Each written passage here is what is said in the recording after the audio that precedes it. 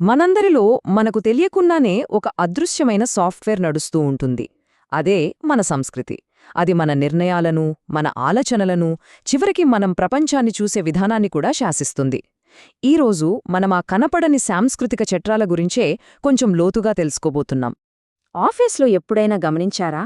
ఒకే విషయం గురించి మాట్లాడుతున్నా సరే, ఎవరి వర్జన్ వాళ్లకి ఉన్నట్టు, ఎవరి రూల్ బుక్ వాళ్ల దగ్గర ఉన్నట్టు అనిపిస్తోందా?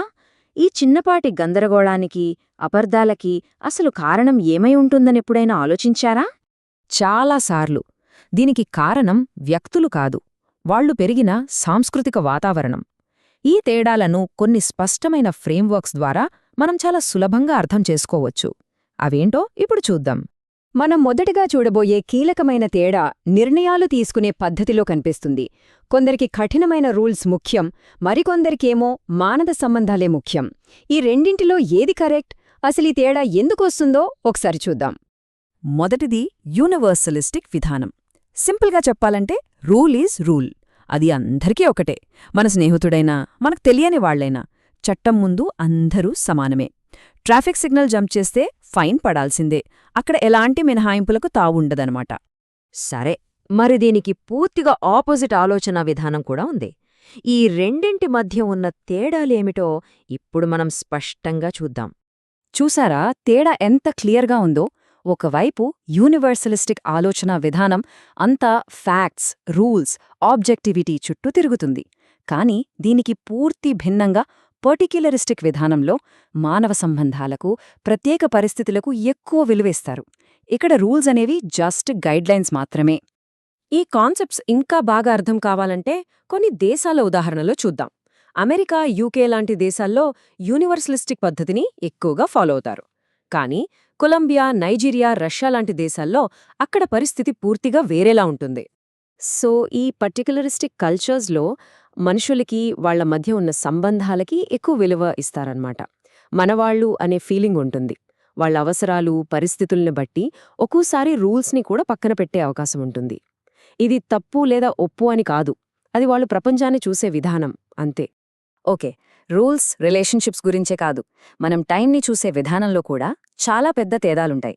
అందరికీ రోజుకి 24 గంటలే కదా అని మనం అనుకుంటాం. కాని ప్రతి సంస్కృతి సమయాన్ని ఒక విభిన్నమైన కోణంలో చూస్తుంది. అదెలాగో ఇప్పుడు తెలుసుకుందాం.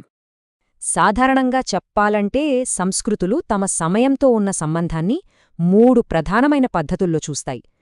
ఈ 3 దృక్పథాలు వాళ్ల ప్లానింగ్ని, ప్రాధాన్యతలను, చివరికి భవిష్యత్తును చూసే విధానాన్ని కూడా మార్చేస్తాయి. ఈ టేబుల్ చూస్తే మనకొక క్లారిటీ వస్తుంది. చూడండి, చైనా, ఇండియా లాంటి దేశాలు గతాన్ని, సంప్రదాయాలను చాలా గౌరవిస్తాయి, గతం నుంచి పాఠాలు నేర్చుకోవడానికి ప్రాధాన్యతిస్తాయి. కాని కొన్ని ఆఫ్రికన్ గిరిజన సంస్కృతులు పూర్తిగా వర్తమానంలో జీవిస్తాయి. వాళ్లకి ఇప్పుడు, ఇక్కడ అనేదే ముఖ్యం. ఇక అమెరికా, సింగపూర్ వంటి దేశాల దృష్టి ఎప్పుడూ భవిష్యత్తుపైనే ఉంటుంది. కొత్త ఆవిష్కరణలు, లాంగ్ టర్మ్ ప్లానింగే వాళ్ల ప్రపంచం.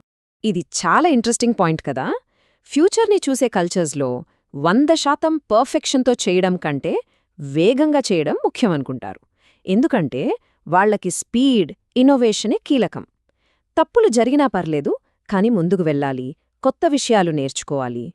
సో ఇప్పటిదాకా మనం చూసిందేంటంటే rules versus relations, past versus future. ఇవన్నీ మనం ప్రపంచాన్ని చూడటానికి ఉపయోగించే వేరువేరు కళ్లద్దాల్లాంటివి అన్నమాట. మనందరం మన సాంస్కృతిక కటకం ద్వారానే ఈ ప్రపంచాన్ని చూస్తాం. ఇక్కడ మనం గట్టిగా గుర్తుపెట్టుకోవాల్సిన విషయం ఒకటుంది. ఈ విధానాలలో ఏది గొప్పది, ఏది తక్కువ కాదు, ఏది ఒప్పు, ఏది తప్పు అని కాదు. ఇవన్నీ వేర్వేరు ఆపరేటింగ్ సిస్టమ్స్ లాంటివి. ఈ తేడాలని మనం అర్థం చేసుకోగలిగితే చాలు, కమ్యూనికేషన్ చాలా సులభమైపోతుంది. అదే ఈ విశ్లేషణలోని అసలైన పాయింట్. ఈ విశ్లేషణను ముగించే ముందు ఒక ప్రశ్నతో ముగిద్దాం. మన సహజమైన ఆలోచన విధానమేది? మనం ఎక్కువగా నియమాలను పాటిస్తామా, లేక సంబంధాలకు విలువ ఇస్తామా? మన దృష్టి ఎక్కువగా గతం మీద ఉంటుందా, వర్తమానంలో జీవిస్తామా, లేక ఎప్పుడూ భవిష్యత్తు గురించి ఆలోచిస్తామా? మన సాంస్కృతిక కటకమేది? ఒకసారి ఆలోచించండి.